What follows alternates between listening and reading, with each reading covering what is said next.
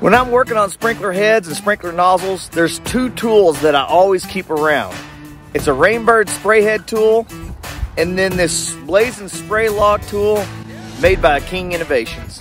These two tools make it very easy to work on your sprinkler heads, particularly the nozzles.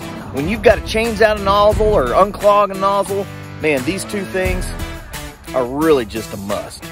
I'm doing a sprinkler check on a system today, and so I'm turning valves on and we're checking heads, make sure they're spraying the right way, make sure we don't have any heads clogged up or risers broken. When I do find a nozzle that's clogged up or broken, I use these two tools and it makes my job a whole lot easier. A lot of times you can find these at your local supply store, but I'll also put links to these in the description below. I've got a nozzle right here that has gotten clogged up, so we want to pull the riser up of the head, have a way for it to stay up, take the nozzle out, blow all the junk that's in these lines out, and then we're actually going to put a new nozzle in. So I could take my Rainbird spray head tool and actually grab the top of the nozzle and pull it up just like that. And once it gets up, I'm going to grab it with my finger and hold it. And then now you can take this part, clamp it around the riser of the sprinkler head, and it holds it up. So now I can take the nozzle out, take that filter out. Yeah, that's pretty dirty. I'm going to turn it on. We're going to blow all that stuff out. Very handy tools. I always have one of these around when I'm working on sprinkler heads and sprinkler nozzles. Now, if I want to use this spray head lock tool, it essentially is going to hold this riser up of the sprinkler head. That way I can do the same thing.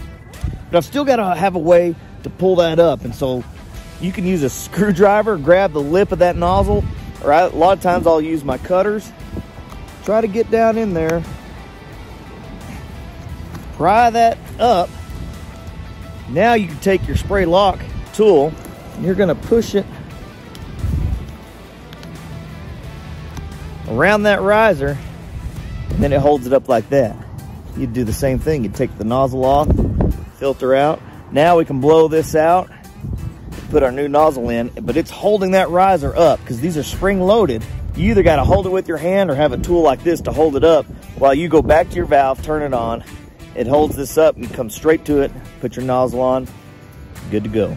If I had to just pick one, I would probably pick the Rainbird spray head tool because I can grab it, pull it up, hold it, clamp it down, and really it's just all around probably the best one to have. But what's nice about these blazing spray lock tools is that they come usually in a set of 5 or so, but you can have a lot of them and you can do multiple heads at one time. Like if you've got to blow some lines out, you can hook these on several of them, have several of these instead of a bunch of these. But doing irrigation professionally, I recommend having both.